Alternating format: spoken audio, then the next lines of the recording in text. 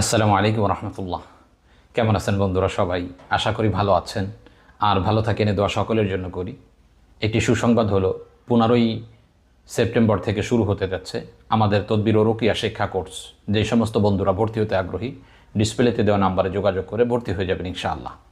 আজকে একটি গুরুত্বপূর্ণ বিষয় নিয়ে আলোচনা করতে যাচ্ছি, যে বিষয়টি অতি সহজ কিন্তু সকলের জন্যই এগুলো ফলো করা অতি জরুরি।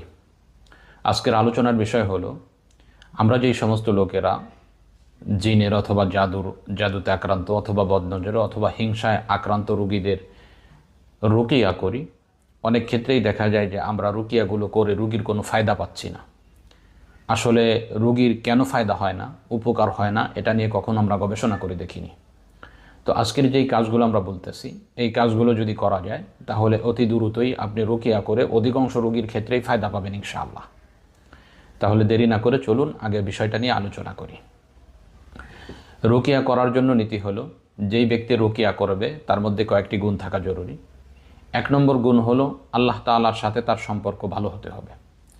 আল্লাহ তাআলার সাথে সম্পর্ক কিভাবে ভালো হয়? ভালো হবে হলো, আপনি সব প্রকারের গুনাহকে ছেড়ে দেওয়ার জন্য চেষ্টা করবেন এবং ছেড়ে দিবেন। যখন আপনি আপনার গুনাহগুলোকে ছেড়ে দিবেন, তো আল্লাহ তাআলার সাথে আপনার একটা হৃদ্রতা সম্পর্ক তৈরি হবে। তো আল্লাহ তাআলার সাথে যখন সম্পর্ক তৈরি হবে, তো আপনার যেই শত্রুরা রয়েছে, যারা বদ্দিন, যারা জিন্নাত, এদের অন্তরে আল্লাহ তাআলা ভয় সৃষ্টি করে দিবেন। কারণ আল্লাহর যারা প্রিয় হয়, আল্লাহর সাথে যারা সম্পর্ক হয়, আল্লাহ তাআলা এই ব্যক্তির ব্যাপারে অন্য বান্দাদের মধ্যে, অন্য মাখলুকের মধ্যে ভয় সৃষ্টি করে দেন। তো যার ফলে একজন রুকিয়াকারীর জন্য প্রথম কাজ হলো যে সেই ব্যক্তি সব গুনাহ থেকে বেঁচে থাকতে হবে। 2 নম্বর কাজ হলো, আপনার মধ্যে এক জজবাওয়ালা শক্তি থাকতে হবে। আপনার ইয়াকিন থাকতে হবে পরিপূর্ণ যে আমি কোরআনুল কারীমের আয়াত অথবা হাদিসের দোয়া দ্বারা রুকিয়া করতেছি, তো আল্লাহ তাআলা বান্দার এই সমস্যাগুলো এই তদবিরের মাধ্যমে দূর করে দেবেন ইনশাআল্লাহ। এই ইয়াকিনটা, এই জজবাটা আপনার মধ্যে পরিপূর্ণ থাকতে হবে। 2 নম্বর কাজ। 3 নম্বর কাজ হলো, যখন আপনি রুকিয়া করবেন, করার পূর্বে প্রত্যেক রুকিয়ার পূর্বে অবশ্যই আপনাকে 7 বার আজান দিয়ে তারপরে রুকিয়া শুরু করতে হবে। তো আজান দিয়ে যখন আপনি রুকিয়া শুরু করবেন, তাহলে আপনি এই রুকিয়াকে বহুগুণে শক্তিশালী করে ফেললেন, যার ফলে জিন্নাতেরা অতি দ্রুতই এই রুগী ছেড়ে পালিয়ে যেতে বাধ্য হবে। আর একটি কাজ হলো, যেই কাজটি আপনার করা অতি জরুরি, এই রুগীকে রুকিয়া করার জন্য অবশ্যই আপনার হাতকে রুগীর মাথার উপর রেখে রুকিয়াটি করবেন। আপনি যদি আপনার হাতকে রুগীর মাথার উপর রেখে রুকিয়াটা করেন, তাহলে এই রোগী অতি দ্রুতই সুস্থ হয়ে যাবে।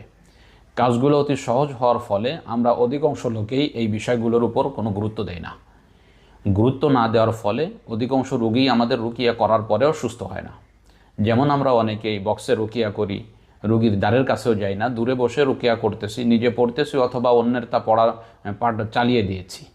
তো এভাবে যখন আমি রুকিয়া করতেছি, সাময়িক ফায়দা তো দেখা যাচ্ছে যে হচ্ছে, কিন্তু স্থায়ী কোনো রেজাল্ট, স্থায়ী কোনো ফলাফল রোগীর আমাদের আসতেছে না। তো এই জন্য স্থায়ী রেজাল্ট, স্থায়ী ফলাফল পাওয়ার জন্যে অবশ্যই আপনাকে এই নীতিগুলো ফলো করে আপনি যদি রুকিয়া করেন, তাহলে আপনি অধিকাংশ রোগীর ক্ষেত্রেই এই ফায়দাগুলো অবলোকন করতে পারবেন ইনশাআল্লাহ। তো আজকে এ পর্যন্তই। সর্বশেষ মনে করিয়ে দেওয়া হচ্ছে, আমাদের 15ই সেপ্টেম্বর থেকে শুরু হতে যাচ্ছে রুকিয়া ও তদবির শিক্ষা কোর্স। যে সমস্ত বন্ধুরা ভর্তি হতে আগ্রহী, ডিসপ্লেতে দেওয়া নাম্বারে যোগাযোগ করে ভর্তি হয়ে যাবেন ইনশাআল্লাহ। আসসালামু আলাইকুম ওয়া রাহমাতুল্লাহ।